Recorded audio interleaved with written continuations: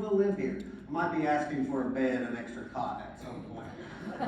Bunk beds in my office, we can all share. But it's all enjoyable. We have a great time doing things like this. And yes, to answer David's questions, I will make sure that we feature not just the winning plate, but both plates in a future event out in our dining room for regatta. So everyone that was not here can enjoy these meals.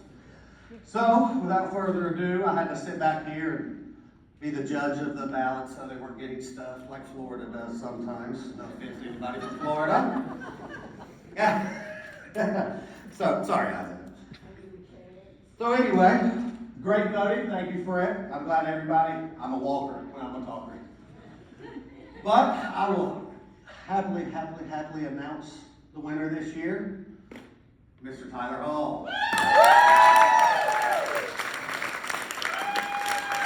Now, I'm happy to announce that one because Tyler has lost with me the first time against Lakewood. I didn't want to tell Dory they cheated, but they cheated. They did cheat. They really did. And unfortunately, he did lose last year, so this is very redeeming for my good friend Tyler. Thank you. But also, Justin, I want to let you know